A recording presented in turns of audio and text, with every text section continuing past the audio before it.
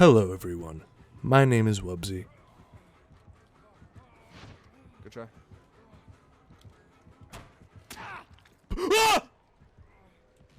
What? And rank reset has always been a thing in Dead by Daylight that really shows the skill gap between rank colorations. While rank itself may not matter, the status of it surely exists, and every single rank reset is complete proof of it. I'll go ahead and say this now, this isn't necessarily a bad thing. Being a good Dead by Daylight player has about as much merit as reaching the semifinals in your middle school spelling bee, but that doesn't mean it's wrong to want to improve. So, in an attempt to help the group of survivors out there who may still be learning some of the more higher level strategies, I'm going to play this trapper game in the background, show you this group of reset survivors, and walk you through exactly what they're doing wrong, how they can fix it, and what exactly is happening. I'm going to go ahead and start the game now. First thing to mention, you've probably seen by now that I have no perks, and I'm only running padded jaws, which doesn't remove the health states of survivors when they step in a bear trap. This is the worst possible trapper build you can have, and since trapper in his own right is pretty bad, I think this will showcase just how friendly rank reset can be to killers. The first sign of life I see is this David in the Claudette fleeing the generator. The Claudette is making the right decision to go right into the jungle gym for safety, while the David runs to sniff a fart in a bummy ass corner somewhere. Never be the David. If you can separate from your team to get to any type of safety, that is the best case scenario. However, in the event of only one pallet or tile being available, there's nothing wrong with trying to either cut through that tile to hopefully find an alternative, or just hijacking the tile for yourself if you need it. That being said, if you're not the one being chased, leave it for your teammate and go find an objective. They will give you cookies. Upon seeing this Jill hiding behind a tree when Shaq is right behind her, I'm sure most of you are wondering just how much I paid these survivors, but the shocking truth is I actually have never met any of them before. She runs through a pallet and completely leaves it to go to the very popular grass gym. It's a very popular tile that has no pallets, no windows, and just nothing overall, but grass. While this tile wasn't so well utilized here, there are some survivors who can make a grass tile very useful. However, I think I'd recommend just staying at the rock pallet. Here we have another case of David smelling a tempting fart in a back corner. Only this time he denies Shaq for this fart. I don't care if the person who left that stinker there ate a bunch of french fries before letting it rip like a Beyblade.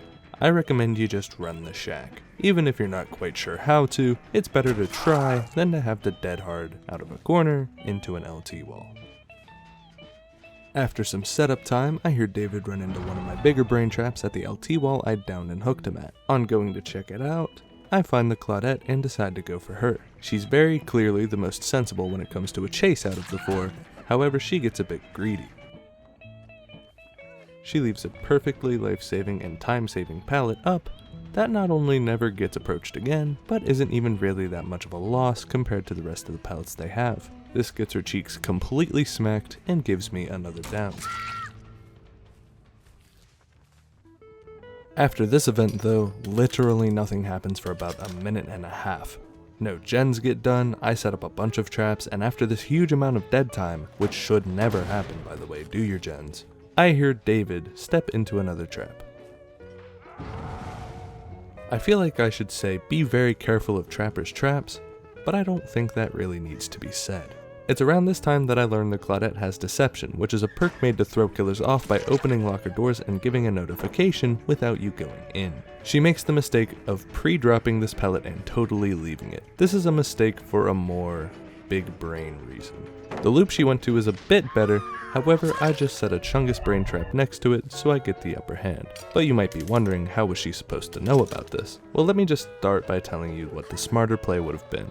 The smarter play would have definitely been to stay at that middle pallet and just run it for all the mileage she could get. While the loop she went to was a bit safer, there are two things that made it worse for her. One, I was just coming from that direction towards her, and that is a very obvious sign that I placed a bunch of traps in that area, or even just a few, which is still dangerous. Two, the direction we were running this pallet loop in would have gotten me a down no matter what, as I denied her a stun and went around the short side, forcing her towards the middle, where she couldn't reach any pallet before I smack her in the mouth, including the one she pre-dropped. It would have been better for her to drop the pallet the other way and make her way back to the loops that she still hasn't used the pallet in over there. While on the topic of this loop, Running your corners tight is very important and something this Claudette should have done. The less space you leave for a killer to catch up, the quicker you can get your cute self to a pallet and stay alive. She gave me a lot of room to get to her and thus allowed me to get the hit off quicker than I normally would have been able to. Eventually, another generator gets completed at the expense of me finding this David again. He's quickly growing paranoid of traps and thus goes down because he left a perfectly good jungle gym with a Sigma brain trap that could be easily dodged. As you'll see later, he doesn't even know the trap is there. He leaves with the assumption of it being trapped to the teeth. Trapper 1, Survivor 0, please nerf. After a little while of not seeing Jill, I decide to turn on my hacks to find her in this completely invisible spot. If you ever play Survivor against me and you hide, I would recommend doing so in this exact spot every time. However, if you're on my team, I would either hide in a more dense area, or if you don't leave any trails, a locker. She then does the same thing David did at the shack earlier on. I can only assume the debit card of Jeff Bezos is back there somewhere and they're searching for it. Otherwise, just go to the shack and save yourself the headache and the full body ache of dying. Here I find the Claudette, which makes me think I'll be in for a fun time. She pulls the pallet and gets distance, and then I make a mistake in reading her. Here at this jungle gym with my Sigma brain trap, I should have ran her around the other way, but instead I give her a bunch of distance, giving her a window of opportunity. It's at this point that she leaves the middle pallet again. This pallet gym trap gets even more value, and I proceed to laugh at her body flopping twice.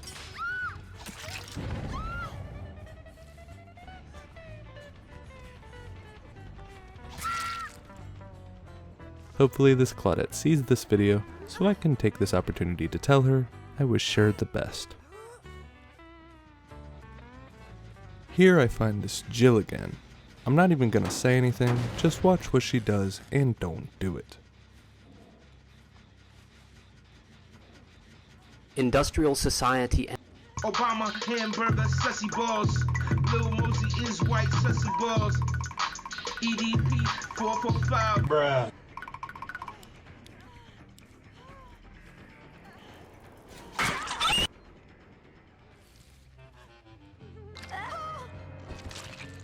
It's only after the Jill dies that I realize there's a Meg in the match as well.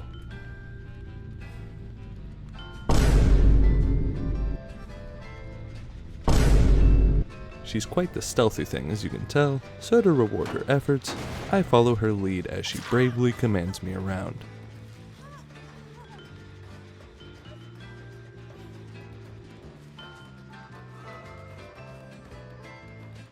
However, upon seeing she led me nowhere, I give her a piece of my mind, which is actually where David finishes another gen.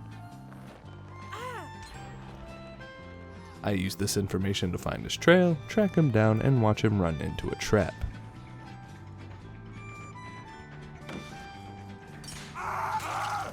I don't end the game there. I give him one more shot at redemption, which he takes with an open heart. Eventually I wound up relocating this pallet gym trap, but remember when I said that David didn't know about the Sigma trap at the jungle gym?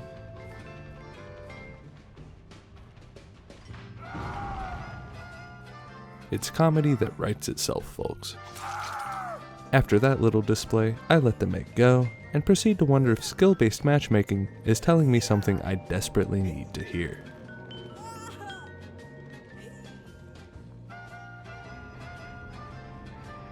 That's it for me. You can catch me on Twitch, linked in the description. Want to see more videos like this? Please give me your feedback in the comments below and I'll happily read them. And as always, take care.